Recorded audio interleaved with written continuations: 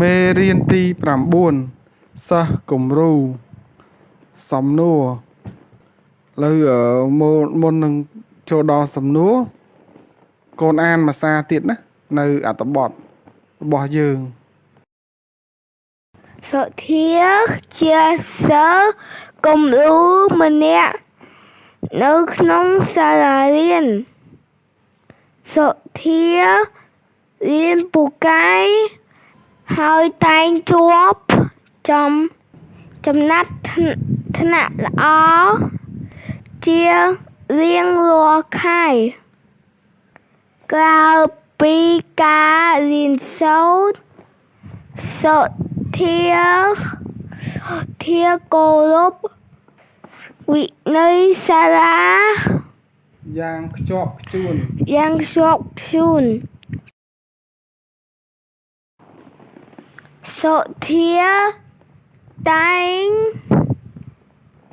ស្ដាប់ការទូន្មានព្រានប្រដៅរបស់អ្នកគ្រូលោកគ្រូនិងចេះគោរពចាស់ទុំទាំងនៅក្នុងសាលារៀនក៏ដូចជានៅតាមទីសា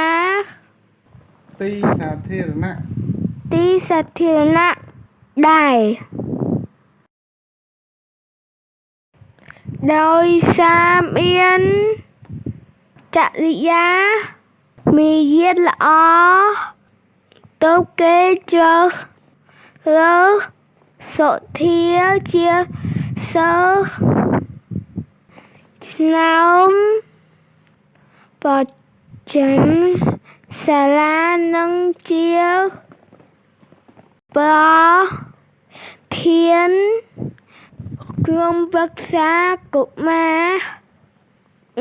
ប្រចាំសាលារៀនទៀតផងនាយកអ្នកគ្រូលោកគ្រូនិងមិត្តភក្តិទាំងអស់ស្រឡាញ់រាប់អានសុធាគ្រប់គ្នាវិន័យនាំមកនៅសេចក្តីថ្លៃថ្នូរតោះឆ្លើយសំណួរទី1តើសុធារៀនបានជាប់ចំណាត់ថ្នាក់ដូចម្ដេចសុធារៀនពូកែរៀនបានជាប់ចំ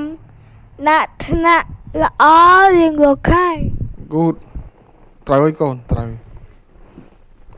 តោះចូលសំណួរទី2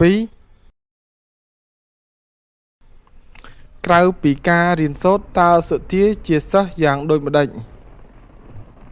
ក្រៅពីការរៀនសូត្រសុធាជាសិស្សចេះគោរពវិន័យត្រូវហើយកូនត្រូវអញ្ចឹងសុធាជាសិស្សល្អចេះគោរពវិន័យសំណួរទី3តើនៅក្នុងសាលារៀននិងនៅតាមទីសាធារណៈសុធាធ្វើដូចម្ដេចខ្លះគាត់នេះទៅឆ្ងាយពិបាកសុធាស្ដាប់លោកគ្រូអ្នកគ្រូចេះគោរពចាស់ទុំនៅសាលារៀនឬតាមទីសាធារណៈត្រូវកូនត្រូវណាអញ្ចឹងនៅសាលាគោរពគ្រូ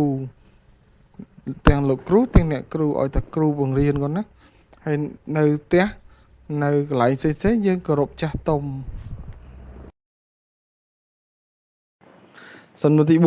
4ហេតុអ្វីគេជ្រើសរើសសុធាជាសិស្សឆ្នើមនិងជាប្រធានក្រុមប្រឹក្សាកុមារ